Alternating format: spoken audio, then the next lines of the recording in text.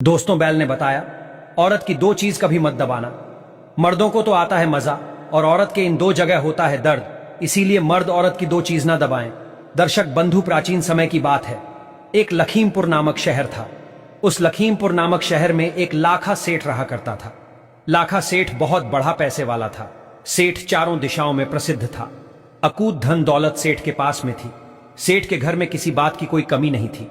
सेठ के पास इतना धन था कि सेठ लोगों को ब्याज पर धन देता था। उसने एक नियम बना रखा था कि कोई भी व्यक्ति उससे कर्जा ले जा सकता है, और सेठ कर्जा भी दो तरह का देता था। एक तो इसी जन्म में लौटाने के लिए और दूसरा अगले जन्म में लौटाने के लिए। चाहे कोई कितना भी पैसा सेठ से उधार ले जा सकता था। सेठ कभी पैसे देने से इनकार नहीं करता था। और आप तो जानते ही हैं इस दुनिया में कैसे कैसे लोग रहते हैं। अगर किसी को यह पता लग जाए कि यह आदमी अगले जन्म के लिए कर्ज दे रहा है, तो फिर उसके पास पैसे लेने वालों की भीड़ लगी रहेगी। चोर और बेईमान लोग पैसा लेने में कमी नहीं रखेंगे। सेठ के द्वार पर हर रोज पैसे लेने वालों की लाइन लगी रहती थी। लोगों को लगता था कि सेठ के पास बहुत पैसा है और सेठ बिल्कुल महामूर्ख आदमी है, इसलिए सेठ अपने धन को अगले जन्म की कहकर लौटा रहा है। कोई ईमानदार स्वभाव का होता तो वो इसी जन्म में लौटने की बात कहकर सेठ से पैसे उधार ले जाता था, और जो बेईमान लोग होते थे वे अगले जन्म की कहकर सेठ से पैसे उधार लेते थे। उनको लगता था सेठ महामूर्ख है। लोग इस जन्म में भी पैसे लौटाने की नहीं सोचते हैं। अगले जन्म में भला कौन इसे देने आएगा। यह तो पागल है जो अगले जन्म की आस लगाए बैठा है। अब तो मित्रों, अगर किसी को किसी चीज की आवश्यकता पड़ती थी तो वो फौरन सेठ के दरवाजे पर पहुंच जाता था। और सेठ भी बड़ा उदार हृदय का था। उसने दो चार मुनीम अपने पास इसी कार्य के लिए बैठा रखे थे कि जो कोई भी पैसे लेने आए उसे पैसे दिए जाए। कोई भी उसके दरवाजे से निराश नहीं जाना चाहिए। मुनीम कर्ज लेने वाले की मांग के अनुसार उसे पैसे दे देते थे। कर्ज लेने वाले से सेठ एक ही बात पूछता था कि यह पैसा इसी जन्म में चुकाओगे या अगले जन्म में। ज्यादातर लोग तो अगले जन्म की कहकर पैसे ले जाते थे। सेठ के मुनीम पैसे लेने वाले का नाम पता सब अपने रजिस्टर में चढ़ा लेते थे। अब ऐसे मौके का फायदा भला कौन नहीं उठाएगा। लोग अपना नाम पता खुशी खुशी सेठ के रजिस्टर में लिखवा जाते थे और उससे मुंह मांगा पैसा ले जाते थे। सेठ को इस बात से कोई फर्क नहीं पड़ता था कि कोई उन्हें पैसे लौटाने आएगा कि नहीं आएगा। इसी तरह सेठ का काम निरंतर चलता रहा। अब देखिए, बंधुओं किसी गांव में दो व्यक्ति रहते थे। दोनों व्यक्ति कोई काम धाम तो करते नहीं थे। उनका काम था जुआ और सट्टा खेलना, चोरी और बेईमानी करना। वे दोनों इतने हराम खाऊ थे, कभी कहीं काम करने नहीं जाते थे। 20 सालों से उन्होंने कभी कोई काम नहीं किया था। वे हमेशा चोरी डकैती करने में लगे रहते थे। एक दिन उन्होंने कुछ लोगों के मुंह से सुना। लोगों ने कहा, अरे भाई, तुम कहां इन गरीब लोगों का धन लूटते रहते हो। तुम लाखा सेठ के पास क्यों नहीं चले जाते। वो तो लोगों को मुंह मुंह मांगा पैसा उधार देता है। अगर तुम्हें पैसा लौटाना है तो इसी जन्म की कहकर ले आना। अगर नहीं लौटाना है तो अगले जन्म की कहकर पैसे ले आना। सेठ दोनों तरह से पैसे उधार देता है। दर्शक बंधु, लाखा सेठ के बारे में सुनकर वे दोनों चोर बड़े खुश होते हैं। उन्होंने विचार किया कि इससे अच्छी बात क्या होगी। सेठ जब अगले जन्म के लिए ब्याज पर पैसे उधार देता है तो क्यों ना हम दोनों को चलकर उसी सेठ से खूब सारे पैसे उधार ले लेना चाहिए। चलो चलते हैं। कम से कम 5-5 लाख रुपए उससे उधार लेकर आएंगे ताकि हमारे 10-5 साल बढ़े आराम से निकल जाए। मित्रों, इस प्रकार दोनों दोस्तों ने विचार किया और विचार करने के बाद वे दोनों सेठ के घर को चल पड़े। घर वाले उनकी कोई चिंता फिक्र नहीं करते थे, क्योंकि वे दोनों शुरू से ही आवारा किस्म के थे। प्रिय मित्रों, पहले पैदल का जमाना था। चलते चलते दोनों लखीमपुर आ जाते हैं और लखीमपुर आकर के सेठ के पास पहुंच जाते हैं। उसके बाद सेठ से कहने लगे, अरे सेठ जी, हमने तुम्हारा बड़ा नाम सुना था और हम पर बड़ी गरीबी चल रही है। बच्चे भूखे प्यासे मर रहे हैं। हमें पैसों की बहुत बड़ी आवश्यकता है। क्या हमें पैसे उधार मिल सकते हैं। सेठ कहने लगा, हां हां, क्यों नहीं। जितने चाहो उतने रुपए ले जा सकते हो। तुम घबराओ मत, बताओ कितने रुपए चाहिए। अब सेठ की बात सुनकर के वे दोनों चोर कहने लगे कि देखो सेठ जी, हमें इस जन्म के लिए तो पैसे नहीं चाहिए। हम तो अगले जन्म में पैसे लौटा पाएंगे। सेठ जी कहने लगे, हां हां, कोई बात नहीं है। आप अगले जन्म के लिए ले जाओ। हम कब मना कर रहे हैं। आप बताइए तो सही, कितने पैसे चाहिए आपको। हम तो अगले जन्म के लिए भी पैसे देते हैं। मित्रों, इस प्रकार सेठ की बात सुनकर वे दोनों मन ही मन बड़े प्रसन्न होते हैं और आपस में विचार करने के बाद कहने लगे, सेठ जी, ज्यादा नहीं, बस 5-5 लाख रुपए हम दोनों को दे दीजिए ताकि हमारे बच्चों का पालन पोषण हो सके। दोनों चोरों की बात सुनकर सेठ जी अपने मुनीम से कहने लगे कि मुनीम जी, इन दोनों को 5-5 लाख रुपए दे दीजिए।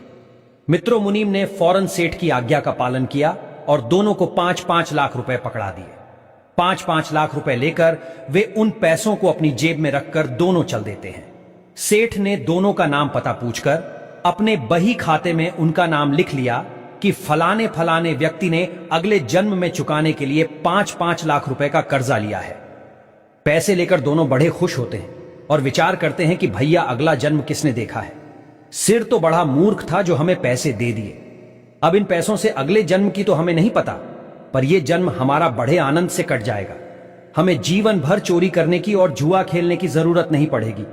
मित्रों, ऐसा दोनों मन में विचार करते हुए खुश होते हुए चलते चले जा रहे थे। अब आगे क्या होता है? वे दोनों पैदल पैदल चलते चले जा रहे थे। चलते चलते उन्हें रास्ते में रात हो जाती है। फिर उन्हें एक गांव दिखाई देता है। वे सोचने लगे कि चलो इसी गांव में आज की रात गुजारेंगे। जब वे गांव में पहुंचे तो गांव में उन्होंने रोकने की कोशिश की, परंतु वहां किसी ने उन्हें रोकने के लिए नहीं कहा, क्योंकि वो दोनों देखने से ऐसे लग रहे थे कि दोनों कोई बदमाश हो। और उनको यह भी डर सता रहा था कि उनके पास इतने सारे रुपए हैं, कोई उनसे उनका रुपया न छीन ले। फिर काफी सोच विचार के बाद उन्होंने वहां रुकने का फैसला किया। मित्रों, गांव से बाहर एक तेली का घर पड़ता था। वे उस तेली के घर के दरवाजे पर जाकर उससे कहने लगे कि भैया, हम तुम्हारे यहां रुकना चाहते हैं। आज की रात कट जाएगी तो सुबह हम यहां से चले जाएंगे। भाई, हम तुम्हारा खाना भी नहीं खाएंगे, केवल सोने के लिए हमें बिस्तर दे देना। और एक चारपाई तेली कहने लगा, भाई मेरे पास एक ही चारपाई है। एक काम करो, मेरे तबेले पर एक खाट पड़ी हुई है और वहां मेरा एक बैल और एक भैंसा बंधा हुआ है। तुम जाओ, जाकर आराम से बाहर सो जाना और मेरे और पशुओं की रखवाली भी करते रहना। दर्शक बंधु, वे दोनों उस तेली के तबेले में रुकने के लिए चले जाते हैं। जब दोनों मित्र उस तबेले में रुक जाते हैं तो तेली तो अपने घर को चला जाता है और इधर वे दोनों चोर उस तबेले में पड़ी खाट पर सो जाते हैं। परंतु दोनों को नींद नहीं आ रही थी, क्योंकि दोनों के पास काफी पैसे थे और उन्हें डर लग रहा था कि कोई उनसे उनके पैसे छीन न ले जाए। इसलिए दोनों जागते हुए आपस में बातें कर रहे थे। इस प्रकार मित्रों, रात्रि के 12 बज जाते हैं। उधर उस तबेले में एक भैंसा और एक बैल जो बंधा हुआ था। वो भैंसा कहता है, अरे भाई बैल, तुम सो रहे हो या जाग रहे हो? देखो, मेरी बात ध्यान से सुनो। मेरा और तुम्हारा बस आज रात तक का ही संग है। कल सुबह मैं तुम्हें छोड़कर चला जाऊंगा। बैल बोला, क्या कह रहे हो? तुम हमें छोड़कर चले जाओगे? क्यों चले जाओगे? तब वो भैंसा कहता है, देखो भैया, मैंने पहले इस तेली से कर्जा लिया था और उस कर्जे को मैं चुका नहीं पाया। तो देखिए, मुझे तेली के यहां वैसा बनना पड़ा और इसने आज मेरी कोड़े मार मार कर यह हालत बना दी है। मुझसे एक एक पैसे की वसूली ब्याज सहित की है। मैंने इससे इतना कर्जा लिया था, उसका 1000 गुना पैसा इसने मुझसे वसूल किया है और अब मेरा जो कर्ज था वो बिल्कुल चुक गया है। मैं अब इस तेली के कर्ज दर से मुक्त हो गया हूं और प्रातःकाल में तेली के घर एक सानी चारा खाऊंगा और चारा खाने के बाद मैं यहां से चला जाऊंगा। उसके बाद मैं शरीर छोड़ दूंगा। हे बैल भैया, हमारे साथ बस इतना ही लिखा था। भैंसे की बात सुनकर बैल कहने लगा कि बात तो तुम्हारी ठीक है। हे भैया, तुम तो मुक्त हो गए। वैसे चलूंगा तो मैं भी। यदि 2-4 घंटे तुम और रुक जाओ तो मैं भी इस तेली के कर्ज से मुक्त हो जाऊंगा। मुझे इसकी एक घानी सरसों की पिराई करनी है। मुझे इसका कोलू 4 घंटे और चलाना है। उसके बाद एक कसाई आएगा और उस कसाई पर मेरे पूर्व जन्म के रुपए चाहिए थे। मेरे पैसे देकर वो मुझे खरीदेगा और ये तेली उन पैसों को ले लेगा और पैसे जैसे ही तेली लेगा तो मैं इस तेली के कर्जे से मुक्त हो जाऊंगा, क्योंकि मैंने भी पूर्व जन्म में इस तेली से कर्जा लिया था। मैंने इसका पूरा कर्जा चुका दिया है, क्योंकि कुछ तो इसने मुझसे काम करवाकर इसका जो कोलू चलाया है उससे वसूल किया है और शेष बचे हुए पैसे वो कसाई दे जाएगा और मैं थोड़ी दूर कसाई के साथ चलूंगा और उसके बाद मैं मर जाऊंगा। मित्रों, ये बात उन दोनों मित्रों ने जब सुनी तो वे सोचने लगे, यह क्या बात है, हमें देखना चाहिए। इधर बंधुओं, जब प्रातः काल होता है, जब दिन निकला तो तेली आता है और तेली ने आने के बाद उन दोनों को खाने को चारा डाल दिया। भैंसे ने चारा खाया और चारा खाने के बाद वो भैंसा वहीं पर गिर जाता है, उसका प्राणांत हो जाता है। मित्रों, जब भैंसा मर जाता है तो तेली बड़ा दुखी होता है कि हाय, मेरा वैसा मर गया। उधर भी दोनों चोर आपस में विचार करते हैं, अरे भाई, बात तो बिल्कुल सही है। जैसा हमने रात सुना था उसी हिसाब से यह घटना घटी है। इसका मतलब इस भैंसे ने तेली से कर्ज लिया था। अब सवाल यह है कि क्या यह बैल भी मरेगा? चलो इसको भी देखते हैं। अब दोनों चोर वहां पर रुक कर देखने लगते हैं। इधर तेली ने बैल को कोलू में लगाया और 23 घंटे उस बैल से अपना कोलू चलवाया। फिर कुछ देर के बाद एक कसाई आता है। कसाई ने तेली से कहा, अरे भाई, क्या तुम अपने बैल को बेचोगे? तेली ने कहा, हां भाई, मैं इस बैल को बेच दूंगा। कसाई ने पूछा, तो बताओ कितने पैसे लोगे? अब तेली कसाई को बैल की कीमत बताता है। तेली ने जितने पैसे मांगे थे, कसाई ने उतने पैसे देकर उस बैल को खरीद लिया और वो बैल को खरीदकर उसे लेकर जाने लगा। उधर वे दोनों मित्र कहने लगे, देख भाई, बैल ने कहा था कि कसाई आएगा, कसाई आ भी गया और तेली ने बैल भी बेच दिया। अब हम इसके पीछे पीछे चलते हैं और देखते हैं रास्ते में यह बैल मरेगा कि नहीं। मित्रों, जैसे ही वे कुछ दूर तक उस कसाई का पीछा करते हैं तो गांव से बाहर निकलकर जैसे ही गांव की सीमा को पार किया, वैसे ही बैल पछाड़ खाकर गिर जाता है और बैल का प्राणांत हो जाता है। प्रिय मित्रों, अब तो उन दोनों मित्रों के पैरों तले जमीन खिसक जाती है। दोनों आपस में बातें करने लगे कि भैया, बात बिल्कुल सच हो गई। उस भैंसे ने तेली से कर्जा लिया था, इसलिए वो तेली के घर का हिस्सा बना और तेली के पैसे चुकाकर मर गया। उसी तरह बैल ने भी कर्जा लिया था। जब वो पूर्व जन्म में कोई मनुष्य होगा, वो भी तेली का पैसा चुकाकर मर गया। इससे सिद्ध होता है कि अगर कोई किसी का पैसा खाता है तो उसे बैल या भैंसा बनकर चुकाना पड़ता है। इसी तरह हम सेठ से पैसा उधार लेकर आए हैं। लगता है अगले जन्म में हमें भी सेठ के यहां कोई ना कोई पशु बनकर यह पैसा चुकाना पड़ेगा। दर्शक बंधुओं, दोनों ने आपस में विचार किया कि अब क्या करना चाहिए। एक ने कहा, चलो वापस चलते हैं और सेठ के यहां चल करके उसके पैसे लौटा देते हैं। सेठ जब पूछेगा कि पैसे क्यों लौटाने आए हो, तो उससे कह देंगे कि हमारे पास पैसों की व्यवस्था हो चुकी है, आप अपने पैसों को जमा कर लीजिए। इस प्रकार बंधु वे दोनों सेठ के पास चल देते हैं और वापस लखीमपुर लाखा सेठ के पास आ जाते हैं। सेठ के पास पहुंचे तो सेठ ने उन्हें देखकर कहने लगा, तुम लोग वापस क्यों आ गए, क्या बात है? तब दोनों चोर कहते हैं, सेठ जी, थोड़ी देर पहले हम आपसे जो पैसे ले गए थे, उन पैसों को वापस करने आए हैं। दरअसल हमारे पास और कहीं से पैसों की व्यवस्था हो गई। अपने पैसे वापस लेकर उस रजिस्टर से हमारा नाम काट दीजिए। मित्रों, सेठ जी ने अपना बही खाता देखा तो बही खाते में लिखा था कि अगले जन्म के लिए पैसे उधार लिए थे। तो सेठ जी कहने लगे, भाई, यदि इस जन्म के लिए तुम पैसे उधार ले जाते तो मैं ये पैसे लेकर उन्हें जमा कर लेता, परंतु तुमने तो पैसे उधार लिए हैं, अब तो मैं इन पैसों के लिए जमा नहीं कर सकता। अब तुम्हें ये पैसे अगले जन्म में ही चुकाने पड़ेंगे। दर्शक बंधुओं, जब यह बात सेठ की सुनी तो उन्होंने सेठ से फिर कहा कि नहीं सेठ जी, आपको ये पैसे लेने पड़ेंगे। मित्रों, अब तो सेठ उन पैसों को लेने से साफ इनकार कर देता है और वे दोनों जबरदस्ती उन पैसों को देना चाहते थे। काफी मिन्नतें करने के बाद भी सेठ ने वो पैसे नहीं लिए। अब तो निराश होकर दोनों अपने घर की ओर लौटकर जाने लगते हैं और विचार करते जा रहे हैं कि हमें इस सेठ का बैल बनना पड़ेगा और ये सेठ डंडे मार मार कर 11 पैसे का हमसे हिसाब बराबर करेगा। अब हम क्या करें? हमने तो सेठ का कर्जा लेकर मुफ्त में ही मुसीबत पाल ली। दोनों सोचते हुए चलते चले जा रहे थे। मित्रों, जब चलते चलते एक जंगल में पहुंचे और उस जंगल में एक चौराहा था। उस चौराहे पर दोनों लोग एक वृक्ष के नीचे बैठ जाते हैं और विचार करते हैं कि हमें सेठ के यहां जन्म लेना पड़ेगा और सेठ न जाने कितनी हमें यातनाएं देगा और तब ये पैसे हमसे वसूलेगा। दोनों आपस में विचार कर रहे थे। तभी एक चोर बोला कि भैया, मेरे दिमाग में एक युक्ति आई है। हम एक काम करते हैं, जितना भी 10 लाख रुपया हमारे लिए सेठ ने दिया है, उससे इस जंगल में देखिए कहीं भी पानी का कोई साधन नहीं है, यहां एक सुंदर तालाब बनवा देते हैं। दूसरा कहने लगा, भाई, बात तो तुम अच्छा कह रहे हो। मित्र, इस प्रकार दोनों ने विचार विमर्श करके फैसला कर लिया कि हम सेठ के इस कर्ज से, इस पैसे से यहां पर एक बड़ा सा तालाब बनवाएंगे। फिर क्या था, उन्होंने पड़ोस के गांव से मजदूर बुलवा लिए और बाहर एक तालाब की खुदाई शुरू करवा दी। कुछ ही समय में उन्होंने एक बहुत सुंदर तालाब का निर्माण करवा दिया। तालाब के चारों ओर हरे भरे पेड़ पौधे लगवा दिए, चारों तरफ सुंदर सुंदर सीढ़ियां बना दी। तालाब नीचे से पक्का करवा दिया और चारों ओर से उसे सपाट रखा। उस तालाब के पास एक अपने लिए रहने को कोठरी बनवा ली, अर्थात वह एक कमरे का निर्माण करवा लिया।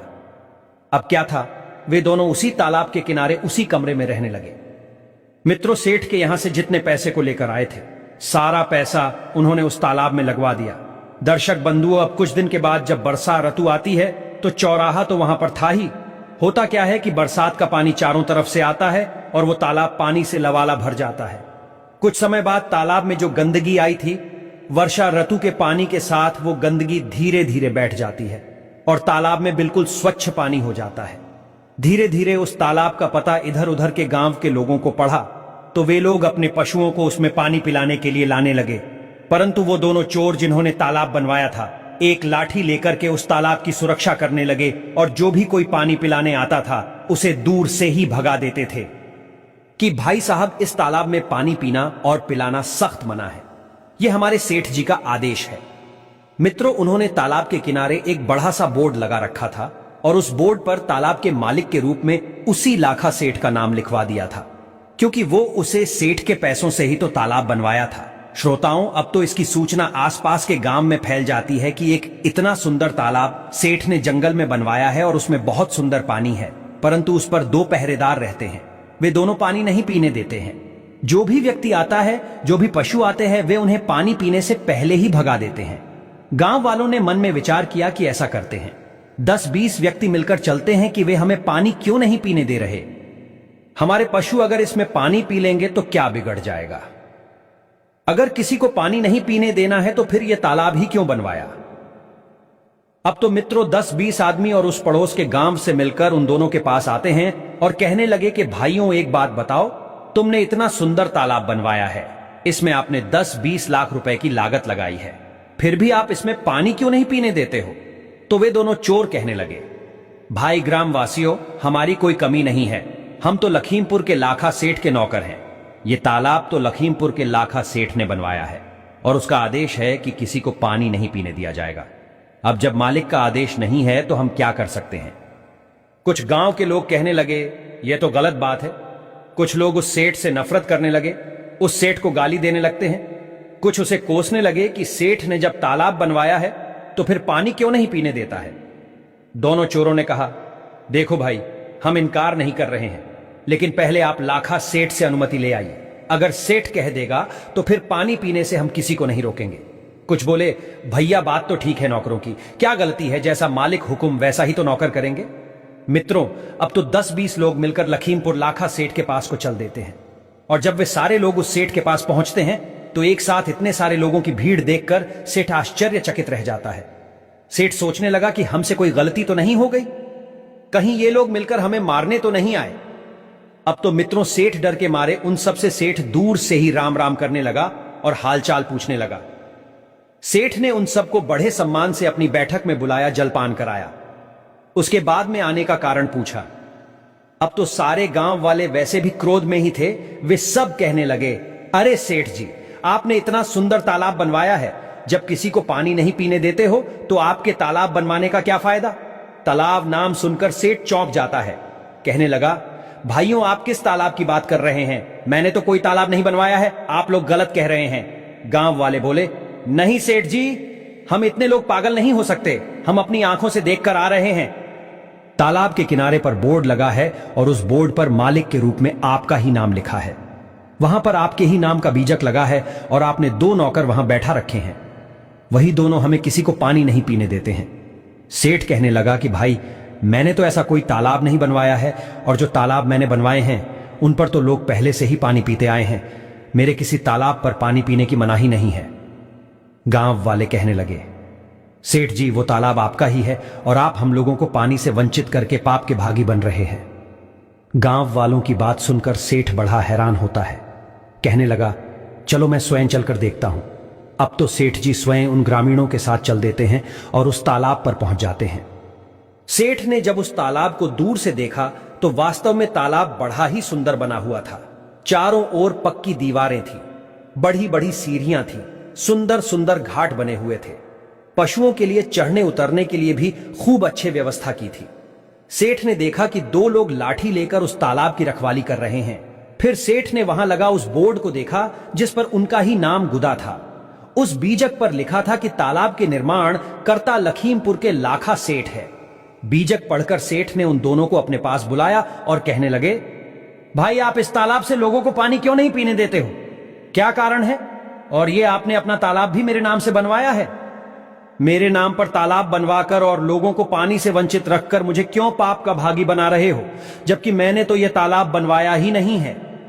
तब वे दोनों चोर सेठ से कहते हैं, मित्रों समस्त गांव वाले भी वहां मौजूद थे। वे कहने लगे, सेठ जी, हम आपसे 10 लाख रुपए अगले जन्म की कहकर उधार लेकर आए थे, परंतु वे रुपए हम घर लेकर नहीं पहुंचे। उससे पहले ही हमारी व्यवस्था हो गई और हम उन पैसों को आपको वापस देना चाहते थे, लेकिन आपने तो यह कहते हुए मना कर दिया कि अगले जन्म के पैसों को मैं वापस नहीं लेता, वो तो अगले जन्म में ही देने पड़ेंगे। लेकिन सेठ जी, हम उन पैसों को इसी जन्म में देना चाहते हैं और आपने उन पैसों को लेने से इनकार कर दिया। अब बताओ हम क्या करें? इसीलिए हमारे मन में विचार आया, हमने उन पैसों से यह तालाब बनवा दिया। पैसे तो आपके ही थे, इसलिए हमने आपका नाम लिखवा दिया। अब हम पानी नहीं पीने देंगे जब तक आप उन पैसों को माफ नहीं करोगे और अपने रजिस्टर से हम दोनों का नाम नहीं काटोगे। तब तक सारे लोग आपको ही कोसेंगे। हजारों लोगों की बददुआएं आपको मिलेंगे, क्योंकि पैसे आपके थे। यदि आप हमारे उन पैसों जमा कर देते हो तो हमें कोई हर्ज नहीं है, चाहे जो आकर पानी पिए। यदि आपने पैसे जमा नहीं किए तो फिर हम किसी को पानी की छोड़ो, हम किसी इस तालाब से किसी को हाथ भी नहीं लगाने देंगे। मित्रों, ये सुनकर सेठ भी बड़ा चकित होता है कि इन दोनों ने बड़े दिमाग से काम लिया है। गांव वाले कहने लगे कि ये दोनों बहुत अच्छे आदमी हैं। देखो, इन्होंने कितना सुंदर तालाब बनवाया है। सेठ जी, आप इनका कर्ज माफ कर दो। सेठ जी कहने लगे, देखो भाई, मैं अगले जन्म के पैसों को तो माफ नहीं करता। तब वे दोनों कहने लगे, कोई बात नहीं, मत करो माफ, हम किसी को पानी भी नहीं पीने देंगे और इस पाप के भागी जिंदगी भर आप बनोगे। अब आप सोच लो, आपके नाम से कितना अपराध होगा। सेठ की बात समझ में आ जाती है कि मेरे पैसे और मेरे नाम का ये लोग दुरुपयोग करेंगे और मैं नरक भागी बनूंगा। सेठ कहने लगा, कोई बात नहीं है, मैं तुम्हारे पैसों को अभी जाकर जमा करता हूं, परंतु तुम इन गांव वालों को पानी पीने दीजिएगा। न जाने कितने पशु, कितने जानवर, कितने पक्षी पानी पीने के लिए इस तालाब पर आते हैं और तुम उन्हें भगा देते हो। मेरे से तो यह बहुत बड़ा पाप हो रहा है। मित्रों, इस प्रकार सेठ ने उन दोनों के पैसों को जमा कर दिया और रजिस्टर से उनका नाम भी काट दिया। इस प्रकार वे दोनों बहुत प्रसन्न होते हैं और अपने घर चले जाते हैं। उस दिन के बाद उन्होंने कभी किसी की न तो चोरी की, न कभी जुआ खेला, न किसी की बेईमानी की। उनके अंदर ब्रह्म ज्ञान जागृत हो जाता है। दर्शक बंधुओं, इस कहानी का मूल उद्देश्य यह है कि अगर हम किसी का एक पैसा भी मुफ्त का खाते हैं तो वो हमें किसी न किसी रूप में चुकाना ही पड़ता है। अगर हम किसी के धन की बेईमानी कर लेते हैं तो याद रखना, उस धन को पता नहीं उसने कैसे कमाया था। यदि उसने वो धन अधर्म के रास्ते पर चलकर कमाया होगा तो उस पाप का भागीदार उस धन को खाने वाला बनेगा। मित्रों, बेईमानी का धन खाने वाला दूसरे के पाप भी अपने ऊपर ले लेता है और उस धन को 1000 गुना ज्यादा करके किसी न किसी रूप में उसे चुकाना ही पड़ता है। यदि आप यह सोचकर बैठ जाएं कि हमें इसका पैसा नहीं देना है, तो मित्रों, यह बात निश्चित मान लेना, जिसका पैसा आप खा रहे हैं या खाया है, उसके यहां आपको या तो भैंसा बनना पड़ेगा या फिर बैल बनना पड़ेगा। कहने का मतलब है, किसी न किसी रूप में उसका वह पैसा आपको चुकाना ही पड़ेगा। परमात्मा की अदालत में कोई गलती नहीं होती है, ना तो वहां किसी की रिश्वत चलती है और ना ही आपका घमंड, और वहां पर कोई गलती भी नहीं होती है। जो अपराधी है, जिसने थोड़ा भी पाप किया है, उसे भी उसके कर्म का दंड अवश्य मिलता है। वहां कोई गलती नहीं मिलेगी। इसलिए मित्रों, आपसे निवेदन है कि किसी का एक पैसा भी मत खाना। हो सके तो तुम्हारे पैसे भले कोई और खा जाए, आप सिर्फ ईमानदारी से रहिए। यदि आपने किसी के पैसे खाए हैं, नियत खोटी की है, तो श्रोताओं, यह पक्का मान लेना कि आपको उसके पैसे चुकाने पड़ेंगे, वह भी ब्याज सहित। पाप का धन साधन तो देता है, पर सुख चैन छीन लेता है, अंदरूनी खुशी नष्ट कर देता है, और एक दिन ऐसे मूर्ख आदमी का पतन हो जाता है। इन 3 लोगों का पैसा कभी मत खाना, वरना बैल बनकर चुकाना पड़ेगा।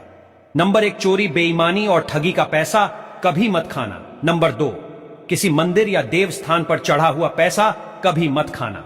नंबर 3, रिश्वत का पैसा कभी मत खाना। मित्रों, जो इन 3 स्थान का पैसा खाता है, उसका सर्वनाश होना निश्चित है। वे लोग यह सोच रहे होंगे कि हम तो 20 साल से इनका पैसा खा रहे हैं, हमारा तो कुछ बिगड़ा ही नहीं, तो आप चिंता ना करें।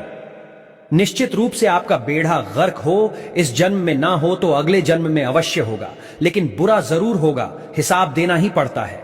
मित्रों, मैं उम्मीद करता हूं इस कहानी से आपको दुनिया की सबसे बड़ी सीख मिली होगी। इस सुंदर सी जानकारी को लाइक जरूर करें। आपका एक लाइक हमारे लिए बहुत ही कीमती है।